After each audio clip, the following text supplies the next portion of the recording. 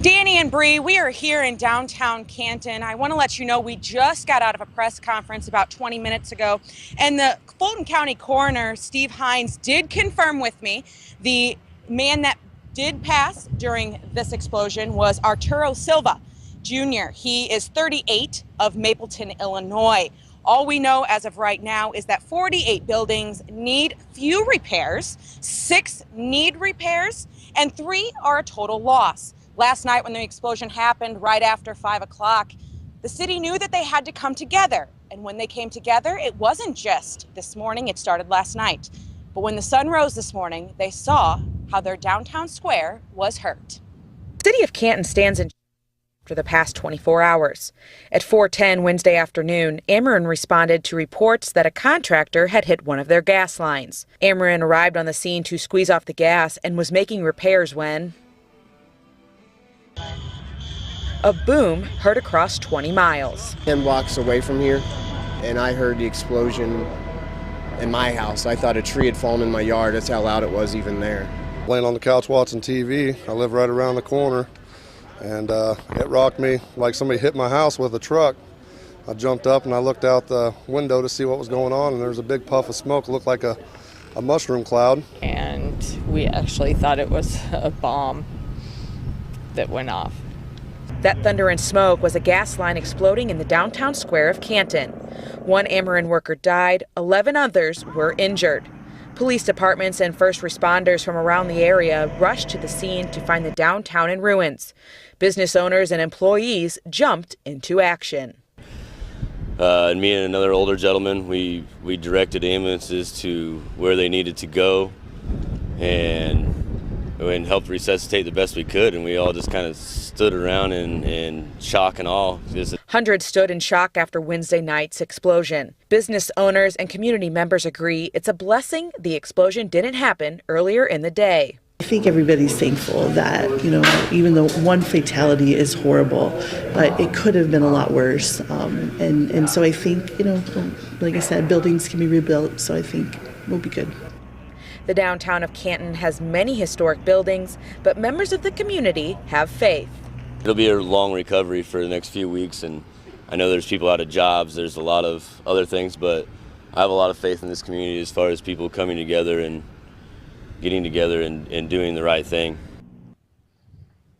Now, as you can see here, we are still in the downtown square. They have just put up light fixtures for this evening. They're going to continue investigating through the night. Many officers still here, from state police to Fulton County to other counties around this area.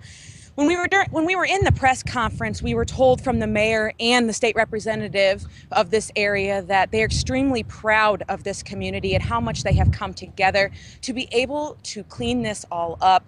Lots of buildings need repairing. People were able to hear this big kaboom for over 20 miles outside of this area. Windows are boarded up here in here in downtown Canton, along with other buildings that are even 2 blocks off of the square. There's going to be another press conference tomorrow morning at 9 a.m. We will bring you any updates happen overnight, even in the morning. But once again, I want to tell you the man who was killed in this explosion was Arturo Silva. He is 38 of Mapleton, Illinois.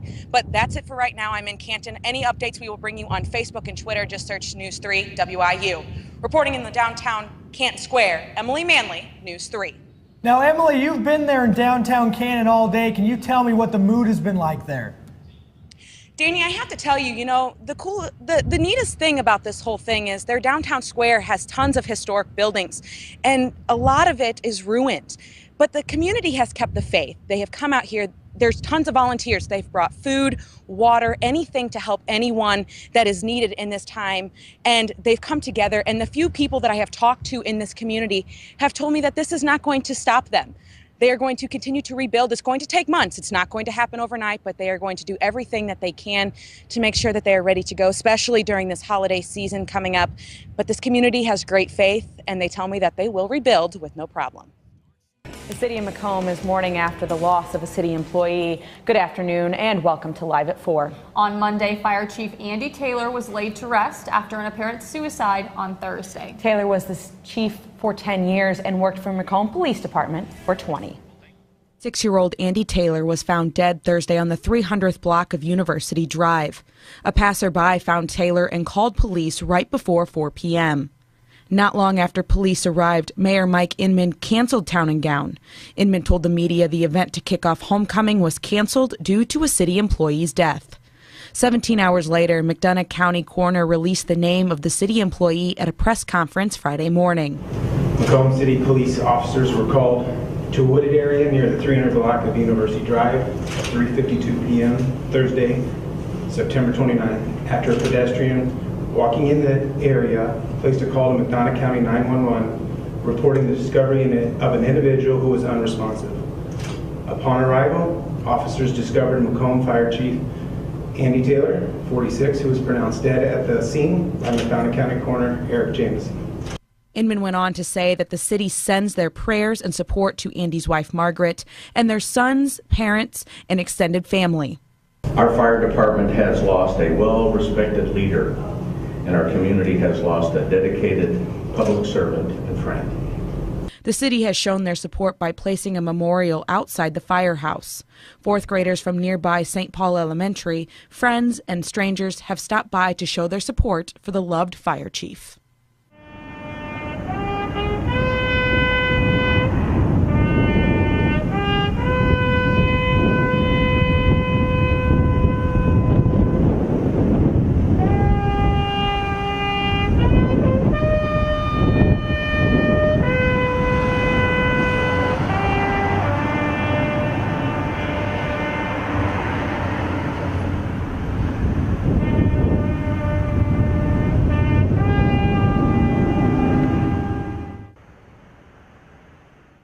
Taylor graduated from Western in 2002 with a degree in law enforcement and justice administration. He was also an adjunct professor at Western, teaching in the LEJA school.